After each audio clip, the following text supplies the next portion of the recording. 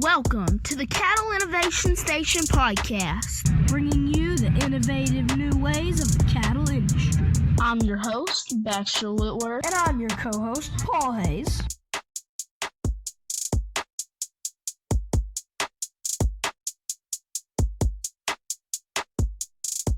Together, we're going to be interviewing industry leaders of all ages. Here on this podcast, our focus is honoring God and innovating the cattle industry. So let's get innovating.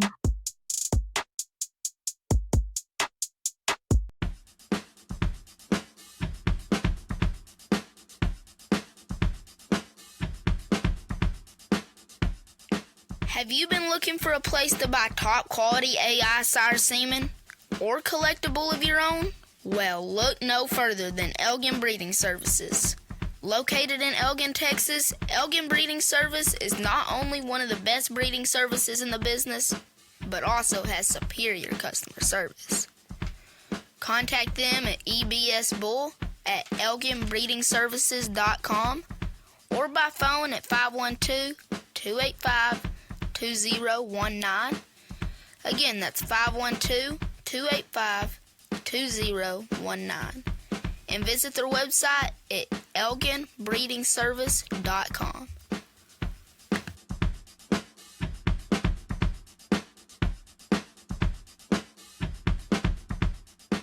It's time for another episode of the Cattle Innovation Station podcast. Thank you for tuning in.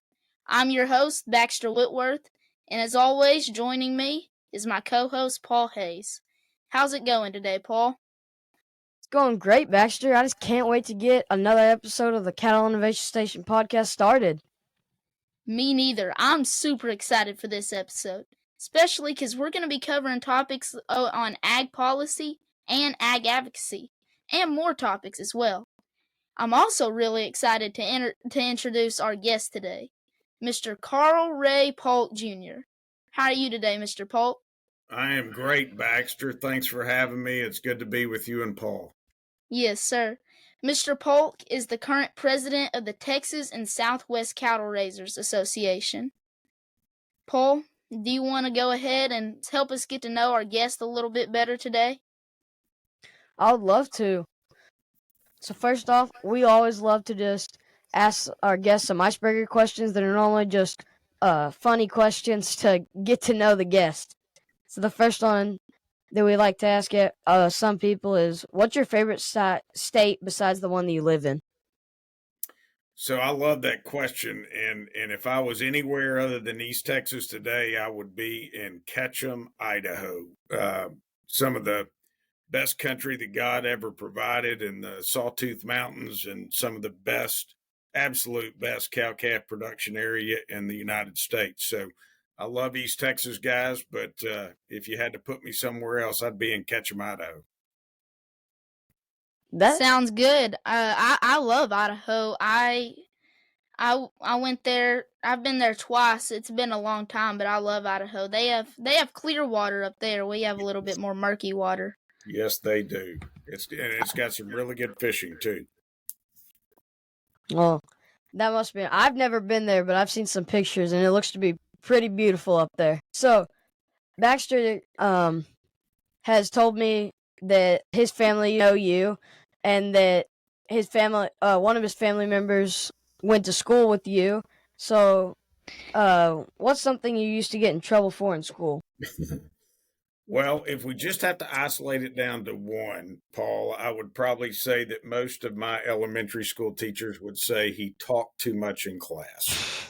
I was not what you would call an A+ student. I did okay in school, but I probably had on more report cards than any that talked too much in class. That's funny. I like to joke that the way that I help my teachers not miss me as much when I'm gone at shows is I say I just talk too much in class, so they don't miss me. They're glad I'm gone. Not there. There you go. I know when I get back to school from stock shows, everyone's like, "It's loud again. We missed the quiet part." I'm a good student, but I sure do like to talk with other people. You bet. Of course, I say that jokingly, mostly. Yeah.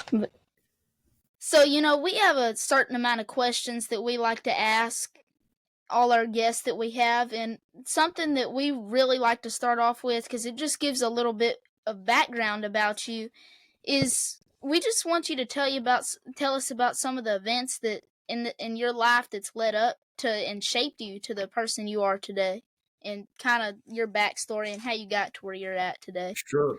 No, that's great. And I would say that overall, uh, from an influence standpoint, as well as from shaping my future, it started with my family. My grandfather, who started our family's business in 1937, was probably one, if not the greatest mentor I had. Until his death, he was very active. He was in the cattle business. He was also in our family fuel business. At one point in my career, I was working for my dad, my grandfather, and my grandmother, all in a family business. So I would say that if you had to say what one uh, scenario shaped your life, I would go back to family. Again, my family was in a business for 78 years before we sold our family business. Along with that, have been actively involved in the cattle business since I was a very young child. Both of my grandparents were in the business, as well as my dad still is today. So I would definitely lean towards family as being the number one impact in helping me gain what I have thus far in my life today. Great. I'm glad, it's a good thing when people's families step up for the kids that they have. But there's also sometimes you have mentors, and it's a good thing. It's always a good thing to have mentors, even especially when, you have some of your family members as mentors, but also some people that are just in your life that help you grow and learn in subjects you want to. So, can you tell me about some mentors that you've had and what you look for in a good mentor? Well, I'm going to take the latter of that first, Baxter. I think anytime that you can surround yourself with like-minded folks that have the same interests, the same faith, the same work ethic, you learn from it. There's always an opportunity to take away from time that you spend with your peers, your family, and your friends that share the same values.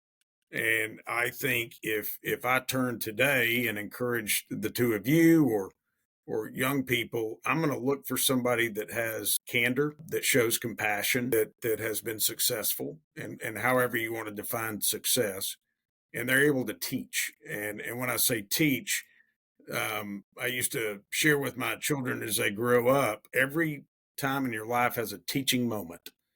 Some are better than others, some are not so good, and some are tough. But when I think about somebody that impacted my life, and I have been very, very fortunate, Baxter, over my career to involve myself and our family's business with some very solid, great folks. And there's not just one. Other than I have to go back to my grandfather because he had to drop out of school in the ninth grade and started a family business in 1937. And just a man, a few words when he spoke, it meant something. But I would probably say as a mentor throughout my life, he would have been my number one. Wow, that's great, and it's always helpful when you have mentors. But when, like your grandpa, that you said he dropped out in ninth grade, That's that correct. he must have helped you a lot with learning, but with just teaching yourself. I'm sure he helped you learn a lot about stuff in that area. I can tell you, he led by example.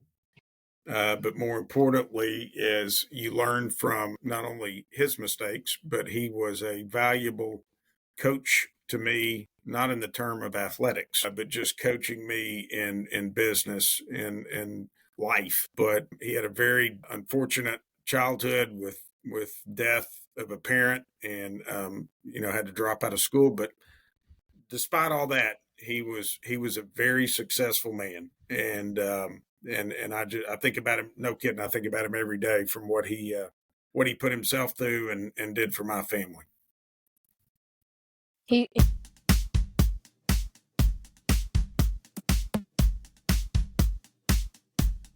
Have Have you been looking for Brahman cattle with a good genetic background?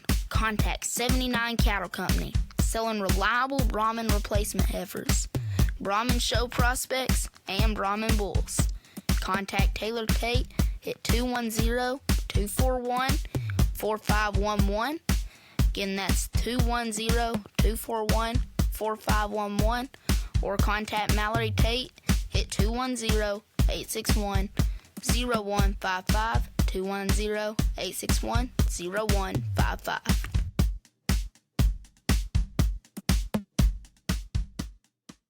He sounds like a great man for sure.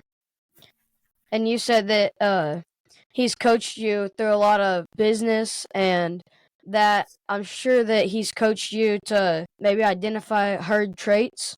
And that's something I'd like to talk to you about next is what are some selection traits that are important to managing your herd? I mean, it sounds like your family's had a rich history in this, and I'm sure you've got some great advice to share on this like you have on the past questions. So it's kind of interesting, Paul. My grandfather found himself in the late 50s in the registered Hereford business, Horn Hereford.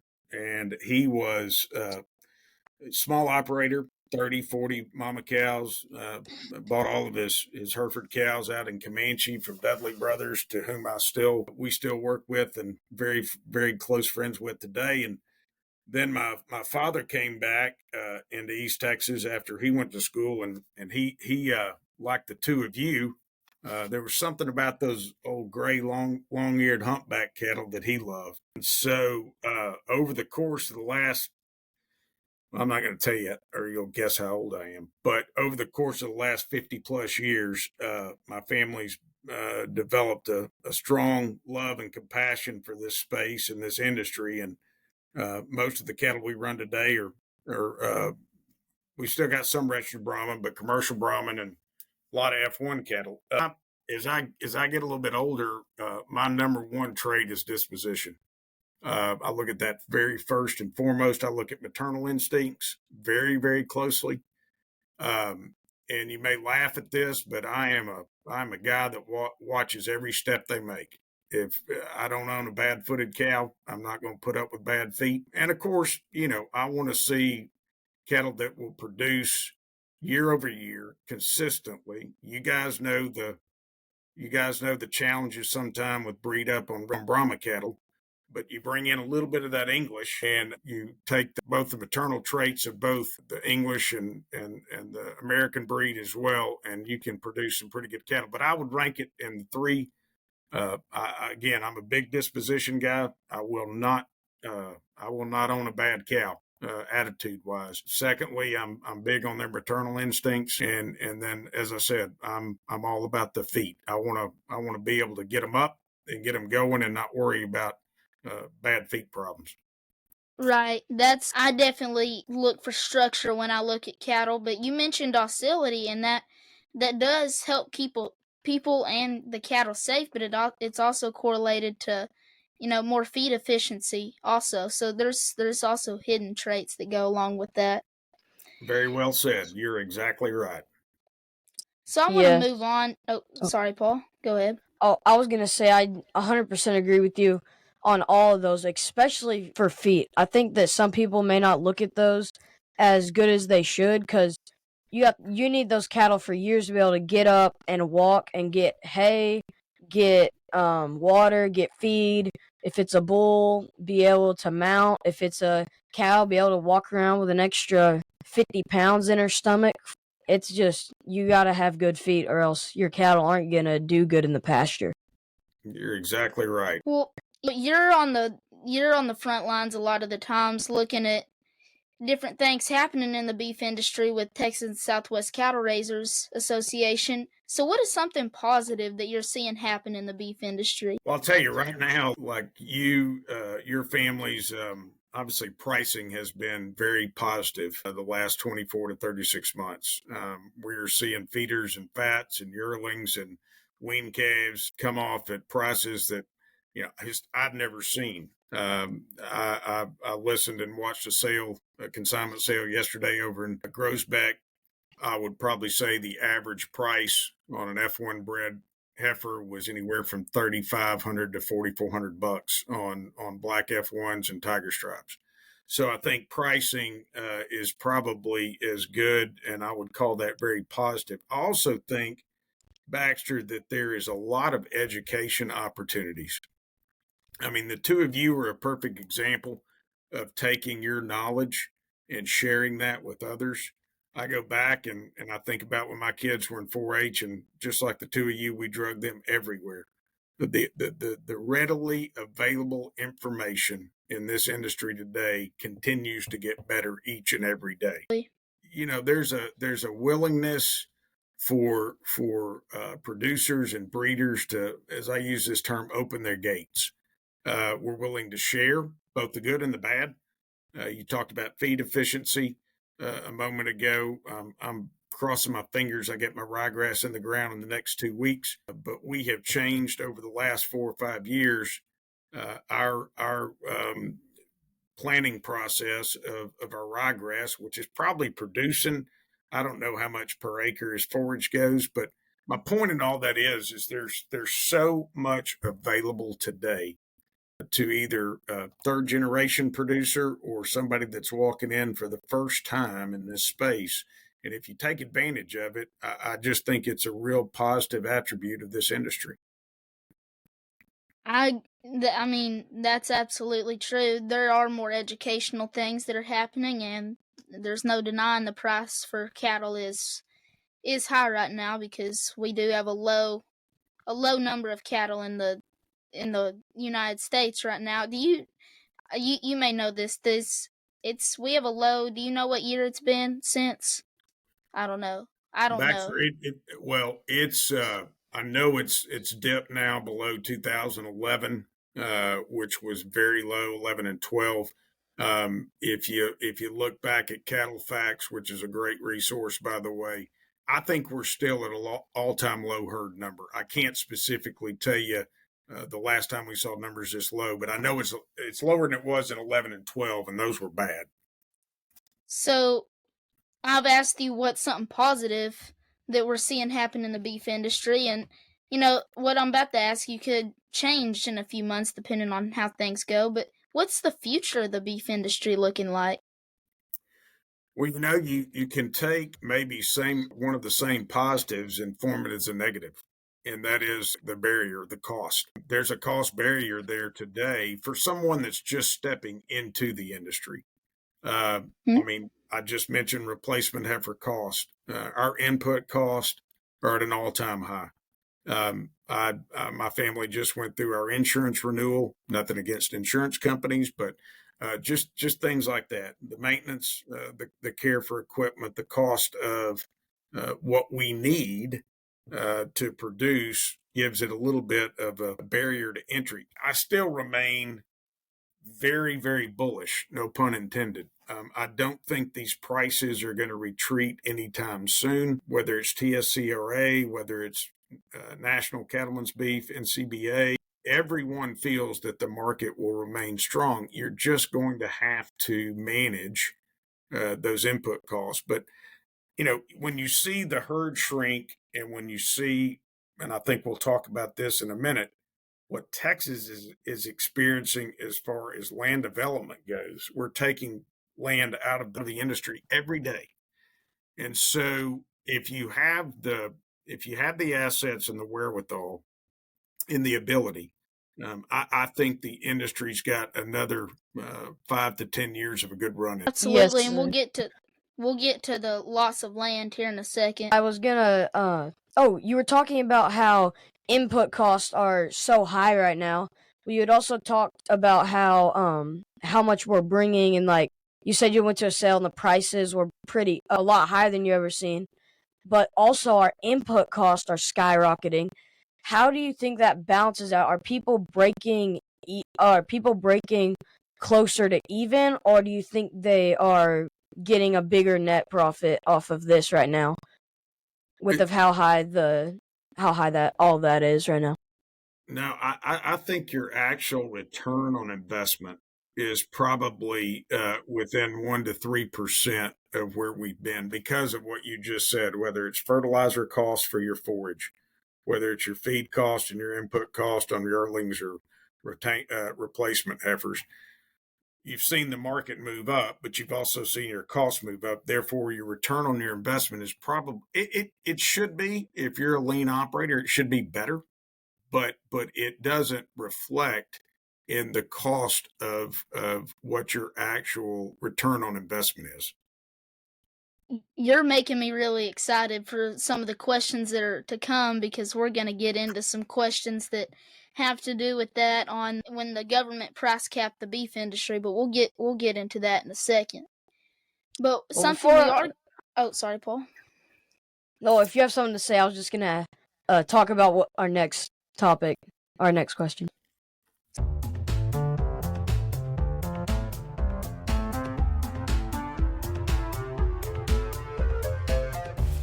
If you truly want your livestock to perform at their best, make sure to contact Vance Aaron, the owner and operator of AFL Livestock Solutions.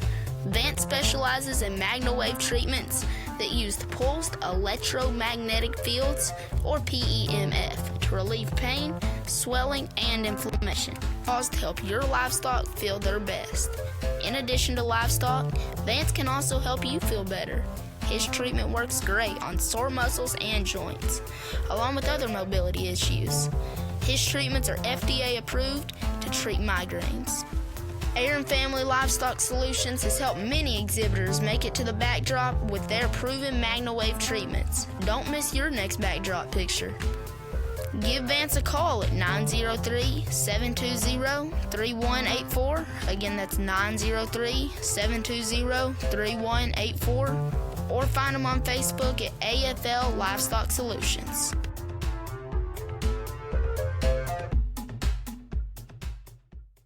So, yes, first, before we do that, we are going to move into some ag policy questions.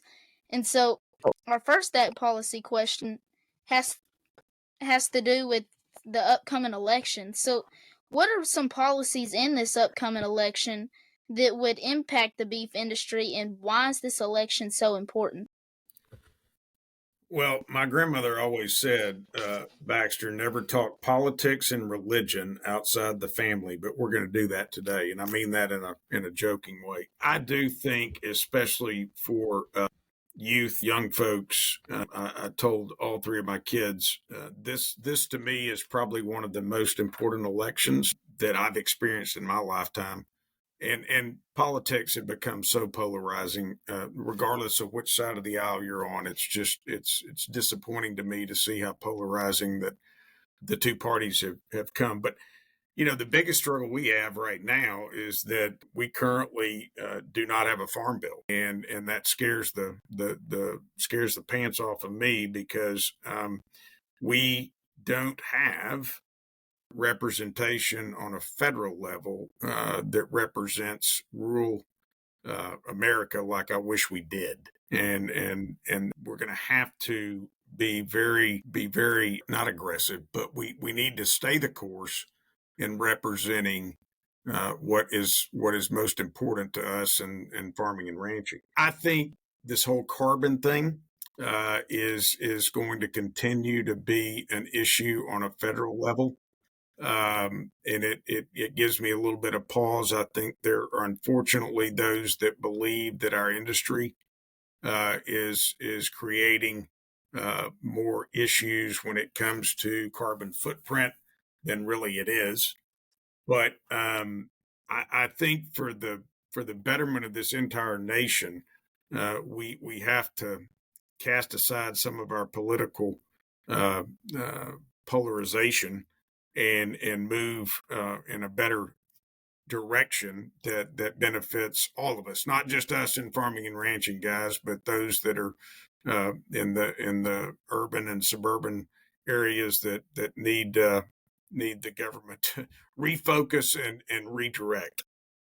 Right, and you were talking about the methane and the carbon footprint, but that's something, a lot of people take the old number that the United Nations, I think it's the United Nations, put out, that was 18%, but they came out and said that was incorrect, and that's what people still use, and it's a lot less than that. No doubt. for the carbon emissions. And again, I think it's who you talk to on which side of the aisle on any given day. I wish there was some attention focused on how we can better the industry, both sides, versus picking and dissecting and getting so detailed on methane and this whole carbon footprint issue. Yes, sir. And another thing that you just talked about is the farm bill and not having a farm bill in place for the beef industry, which brings us into what I was about to ask you is how does Congress delaying passing the farm bill affect the beef industry? And especially if I don't know if it'll get passed before the election. I doubt it. I mean, it's coming pretty soon. But yes, sir. 30 days.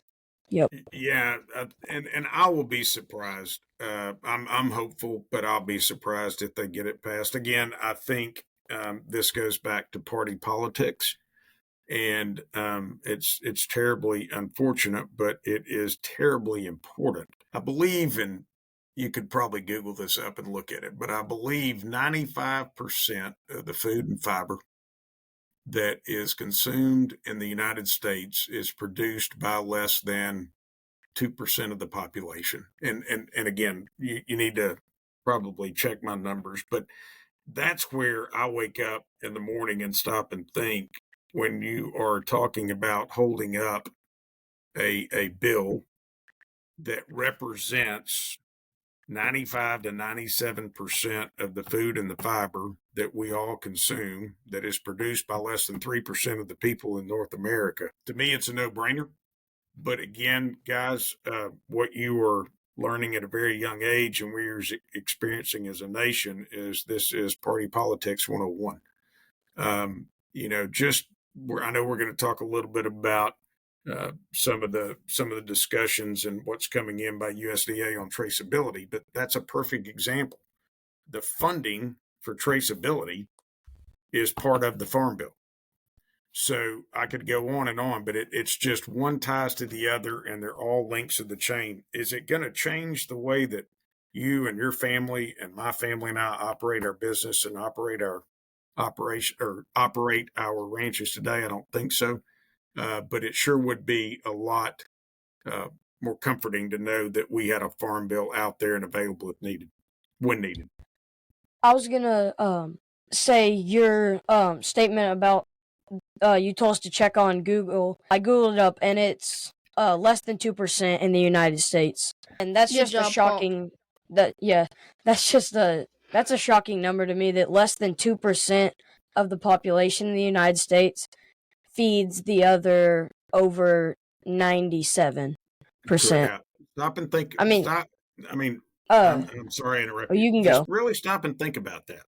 Okay, 2% of the United States population produces 98% of the food and fiber that we consume in a day's time, and therefore, why can't our federal government get their heads right on a farm bill? So you can tell Yes, I can get a little bit wound up on that, guys. Yes, Right. sir. I was just gonna say real quick. I remember one demonstration that I saw at, I think it was the beef cattle short course, maybe, where they had this huge glass mason jar, and it was all filled up with a ton of beads, and they were all like brown except for two of them, and they were yellow. And it said these two yellow beads feed all of those brown beads. Mm-hmm. And that's how the United States food system is working right now. That's correct. And that's shocking. And that demonstration really set in and made me stop and take a look at, it kind of made me think, be proud of the industry we're in, at the same time of how we're a part of that 2% that has to feed that other large 97%. And it also just made me think about, what would happen if we didn't have that 2%? Paul, I want to give you a shout out real quick because I'm proud of you for finding, because I wouldn't have asked that question if you wouldn't have brought that to my attention about Congress delaying the farm bill. So I'm proud of you for finding that. I just wanted to give you Well, a shout out for that. You know the way I found that I'm pretty sure was through the TSCRA emails that I get, and those are very helpful to go through, and I read through all of them in case it's anything important that I need to know about, and we'll get into that stuff later in the interview, but that's how I notified about that, and now we are up here talking about it. So people that saw that email, you now kind of know what that was talking about. There you go. EP Cattle Company. Owned by Eddie Wilson, EP Cattle Company is home of Sir Rouse Handshake. Rouse Handshake is a sound-structured, heavy-muscled bull that is really bold-ribbed.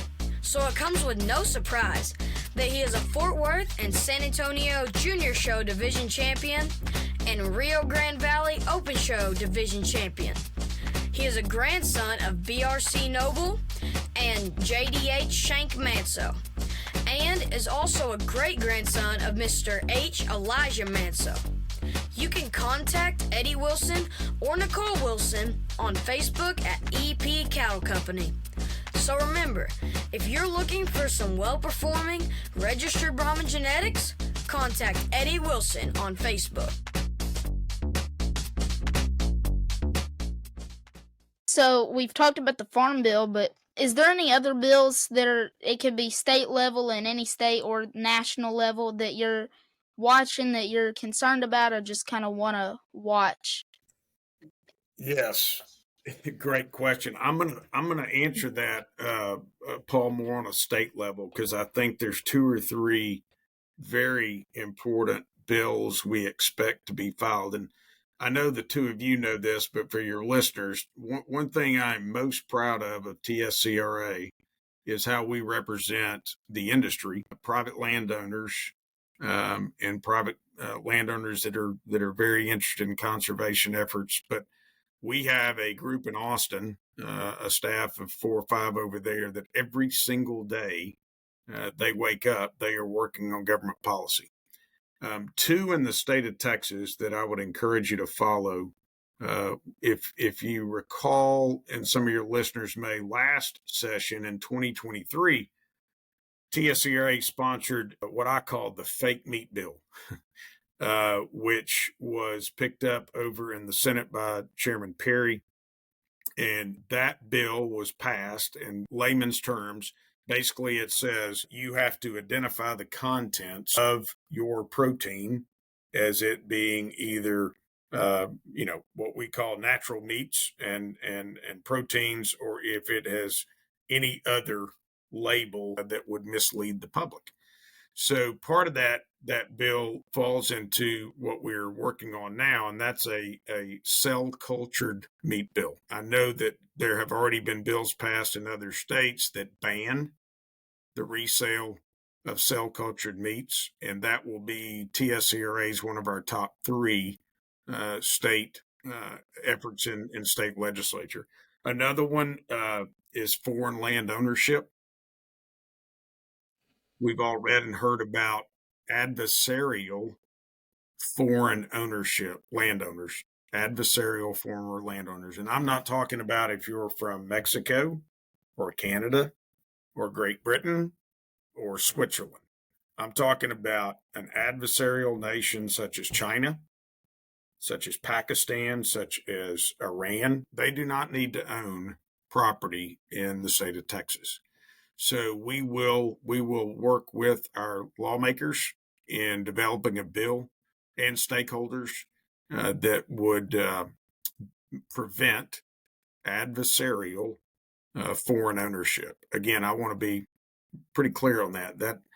That does not take out our friends north and south or Japan or South Korea, but those that have been adversarial to the United States do not need to own land in Texas. So those are a couple. I hope I didn't go too long on that, but those are a couple of important ones that the association is working on behalf of our members. Absolutely. That can be, especially in that last bill, that can be a threat to our agriculture and our economy and just our safety as a nation as well. Well, you've got an uncle over there in Austin, Baxter, that is an advocate for everything we just talked about in the industry in general, and we need more rural representation in Austin to stay attuned to the needs that we have and follow these type scenarios. Right. I was gonna say it earlier, but I forgot. And this is what, there's there's other organizations like Farm Bureau that help with this too. Mhm. But if you don't have a seat at the table, you're what's for dinner. I've heard You that said. So you are I thank y'all for what y'all do. well. The good thing is we have, and we term them stakeholders, other advocacy groups like Farm Bureau, Texas Wildlife Association, several different conservation groups that are very, very concerned about the future of rural Texas, because we don't have the representation in Austin that we need. And so having your voice heard, and that's what I would. You can tell I can get a little passionate about this, but even at, you guys are young, you're bright, you know this industry, you understand the space, you have got to advocate for it. You can't sit on your hands. You need to share that with every person in the show ring, that you have got to advocate for this industry to continue to see and that it be successful. Right. And And we have. I was gonna Go say ahead, one Paul. thing. That was one of the main motives for starting this podcast, is to advocate for the beef industry, and And we hope that we can keep growing this to educate more people and even advocate to more people about the beef industry. But we're definitely gonna go outside of this podcast to advocate, and that I just wanted to say that's one of the main things that we try to do through this podcast. And you're talking about getting passionate behind something. We have one more kind of question under ag policy, but then we have 3 policy points that we want to go over, and I'm super excited for those. But our last question under ag policy is, what does TSCRA do to help keep our lawmakers educated? And I know you've kind of touched on that already, but can you just kind of go more in depth in that for I us? absolutely can. So TSCRA is made up of a board of directors of 134 individuals, and in that makeup of board members, we also have uh, 5 policy committees.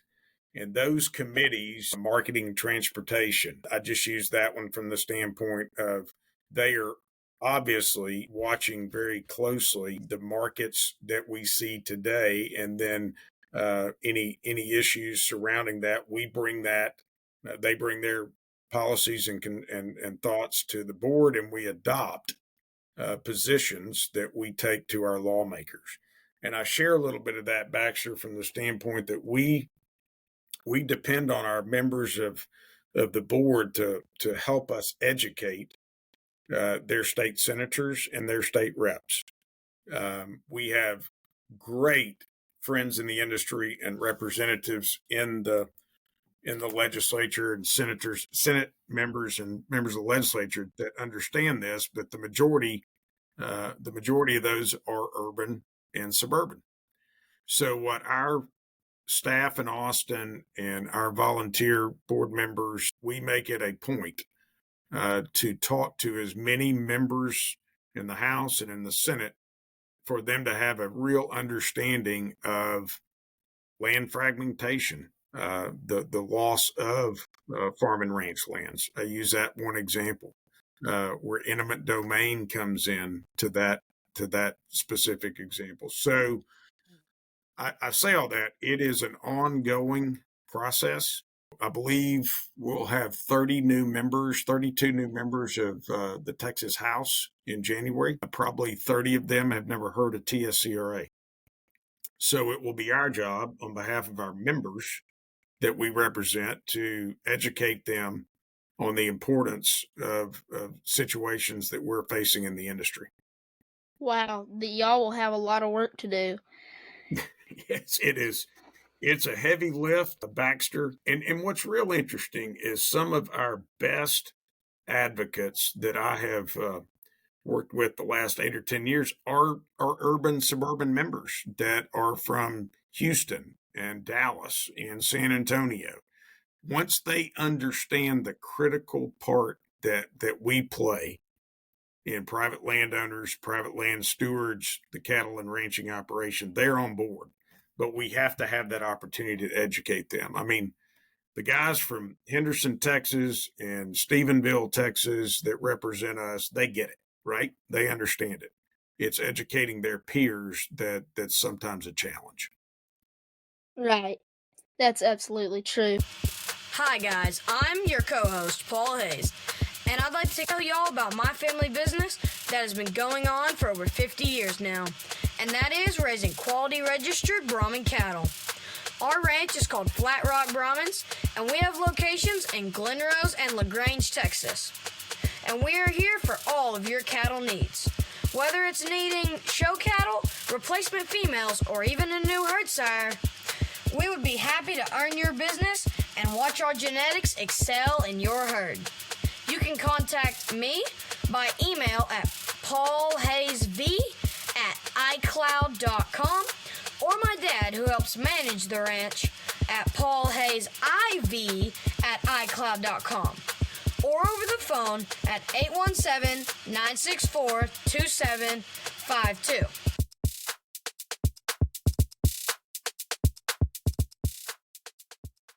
So we're going to kind of move into those 3 policy points we talked about. But so before we begin with that, I want to say that the Cattle Innovation Station podcast has started a YouTube channel for our podcast and a Facebook page, so make sure to go check those out. And the reason I'm saying this is because we've actually done a video on what we're about to talk about. But could you talk about what happens when you price gouge or price cap or use price control in the beef industry? We start off with a little story time about what's happened in the past with this, and then we can talk about what might happen if it happens again. Well, I'll stay at 40,000 feet for a minute, okay? Before we get down to 100 feet. But I think any time that you take a commodity industry, and I've been in another commodity industry off and on throughout my entire career, and I think any time that there is an attempt by the federal government to place price controls or price mandates on any commodity, I think the outcome is always negative. I think you can look back at history, Paul, and that may be what you were referring to, but where you have the U.S. government, for lack of a better term, mandating what your profitability should look like, what your profit margins should look like. It does nothing except cause, I don't know if you'd say panic, but it causes an outcome that is not what they originally had intended for some price control or price cap to alleviate the problem. So obviously you can tell by talking to me, I never have been, nor am I in favor of any type of federal pricing guidance, mandates, caps, you name it. I think we're in a free market, and you let the market Absolutely. work. You let the market work. And there's going to be really, really good days, and then there's going to be some really, really bad days. But to have a government agency or entity tell any of us how to market, price, and manage our commodity, I see it as a train wreck. Yes, sir. Absolutely, I agree with that. And I had kind of one. I don't know if you could answer this, but I kind of know a little bit about this. But what exactly is their mindset of trying to price cap any commodity? So don't we all wish we knew what the mindset was of the federal government? Paul, and I can only go by history as well as some of the readings and findings. I think it's an attempt for the government to telegraph or to make a statement to the consumer that they are putting a price cap or fixing the price to the betterment of the consumer. I think it's all in the messaging. And when in fact it does more harm than it does good. But I would term it as optics. That is an attempt to create an optic that would give the consumer the feeling that they are really in a better position if they put a price freeze or a price cap in. Right, and it may look that way at first, and at first it can work because, they're forcefully making the prices go down, but then, like we talked earlier, with inflation on other items such as feed, fertilizer, gas, and other things, it's harder for ranchers to stay in business, and then they lose money, and some ranchers go out of business, and then eventually, like in 1971, Richard Nixon put a price cap on the beef industry. And this is what happened. I mean, after those 90 days, the price shot up. And, if it's longer than 90 days, you could not have any meat on the shelves at all. So that's definitely a problem that we hope doesn't occur. Absolutely. Moving on to our next policy point. We've actually talked about this just a little. It's come across in what we've talked about. But could you talk about the new traceability law that goes into effect on November 5th and what the TSCRA thinks about that? So that's a great question. And TSCRA has had a policy on disease traceability, I believe, since 2003, either one or three. We adopted our first voluntary policy that would position the association that we supported voluntary disease traceability. No, never have we supported or advocated for anything mandatory. This is something that has gained a lot of attention. And I think the most important takeaway here, despite there's a lot of rumors out there, guys, and when I say rumors, there are some that have taken and used this as a platform for government intervention. We were just talking about price controls, and by all means, me personally, but the association does not want to see USDA in our business any more than they already are. TSCRA has worked very closely and had numerous conversations with APHIS and with USDA. Paul, it does go into effect November the 5th. For those that have looked at the history, this has been in the dairy industry for quite a while. And again, I want to reiterate, this is about our ability to trace back an unfortunate scenario that we hope never comes of disease in this industry. If you look back, and I wish I'd written down the date, but you guys remember up in the Panhandle back in the spring when we had a real concern over the bird flu. And when I say the bird flu, that the bird virus that got into a couple of the watering systems and the dairies up there, and thank God there was absolutely no death.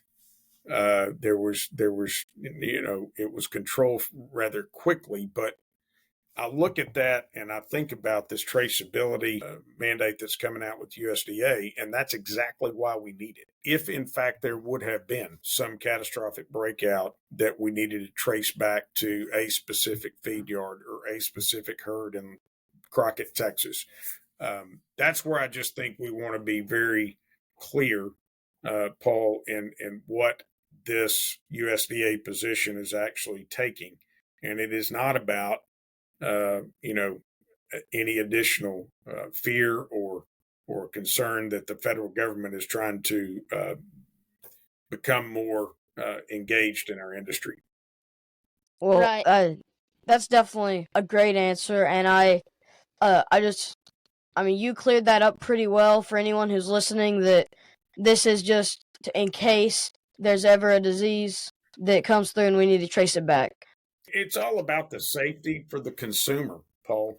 It's about a herd management plan, if you will, for this space. But when you get right down to it and you peel the onion back, this is about providing a quality product, a safe product to the consumer, where he or she or your families don't have concern of any type of disease outbreak in the industry. And I would encourage you, and if you don't mind, you could maybe provide your listeners, but tscra.org has a great position paper available that goes through all of the steps involving traceability and November the 5th deadline and timeline. We've worked not only with producers and our members, we've worked with feed yards, we've worked with markets. Those members of ours and folks with LMA and TLMA, all the markets across the state of Texas, in educating those that are bringing cattle to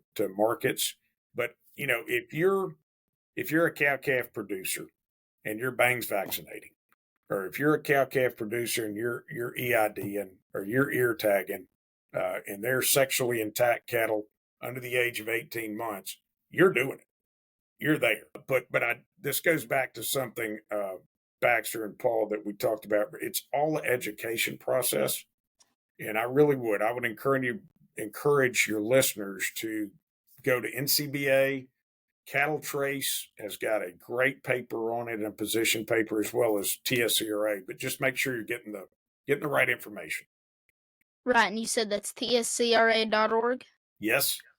Okay. So we can put that in the bottom of the description for this episode, like we do with some others, probably, Baxter. We can.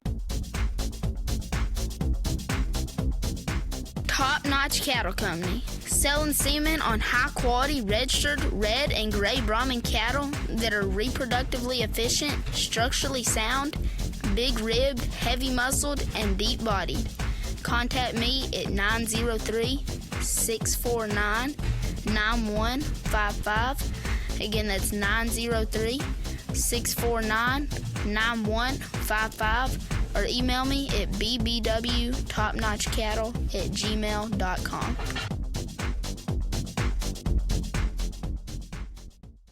So, something I've been waiting this whole episode, question I've been waiting this whole episode to ask you. I'm super excited to dive into this, and I don't know that a lot of people know about this. There was talk about this in 2022, I think.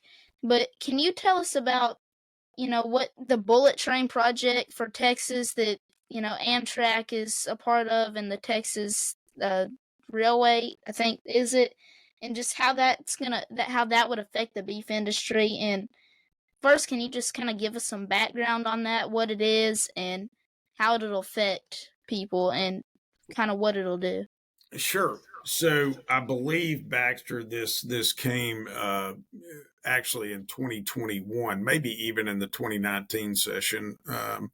There's been a couple of different renderings of the bullet train, as you described, which is a high-speed rail that would move folks from Houston to the DFW area. And listen, I'm all about the ability for Texans to be able to travel to point A to point B safely. The real issue that our association, the position we took and the issue we have, is the amount of private property that would be taken in for this project, and most likely it would be through the use of eminent domain condemnation.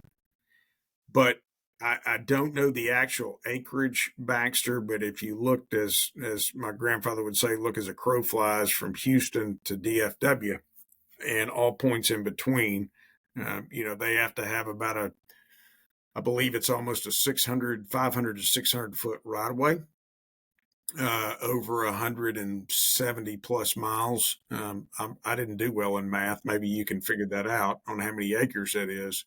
But again, you're taking those rural farmlands, ranch lands out of production.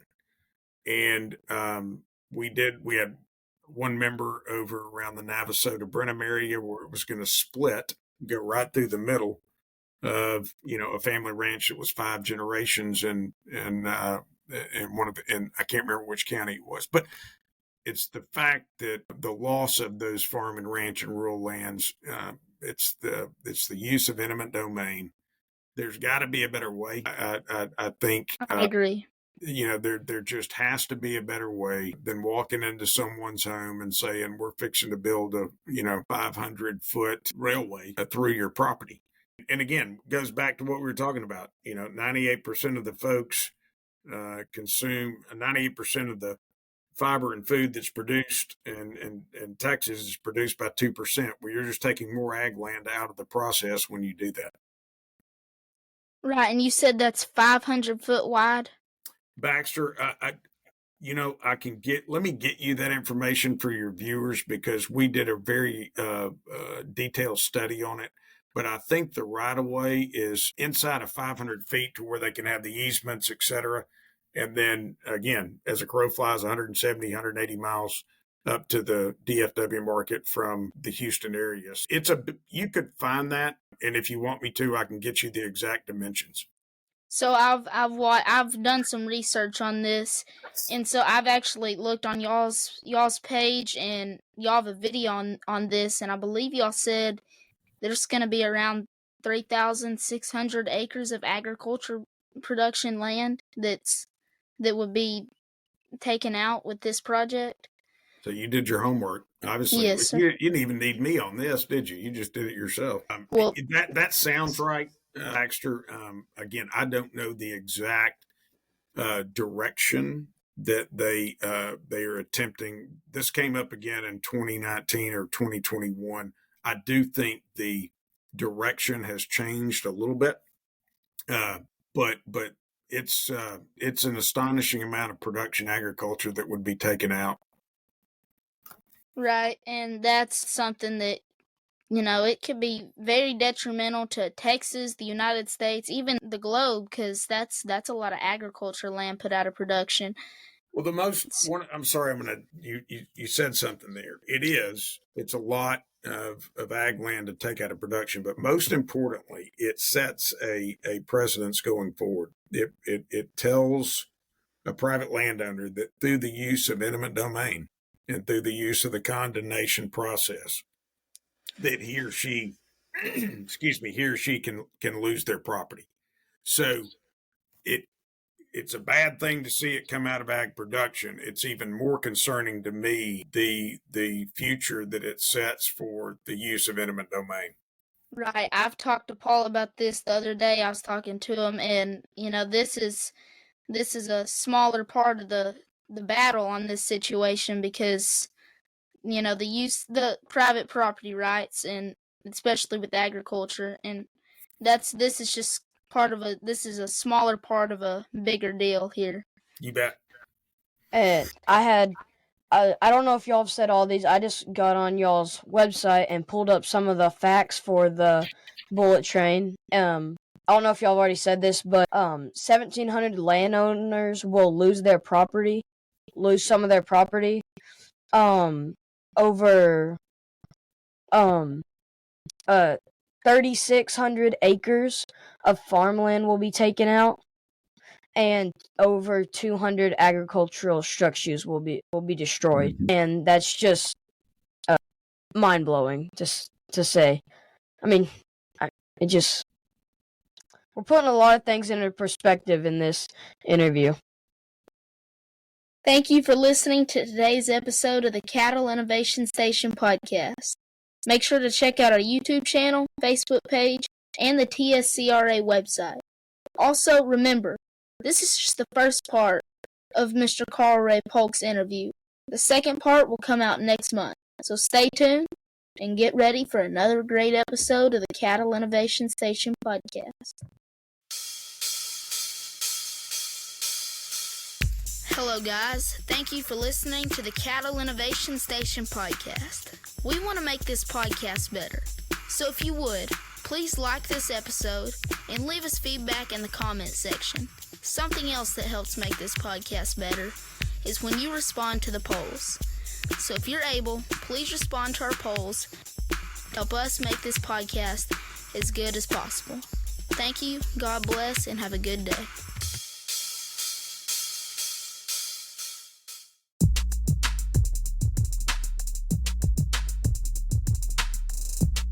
Thank you for listening to the Cattle Innovation Station podcast. We hope you enjoyed the show. I'm your host, Baxter Whitworth. I'm your co-host, Paul Hayes. Remember our key verse, Proverbs 16:3. Commit to the Lord whatever you do, and He will establish your plans. Thank you for listening.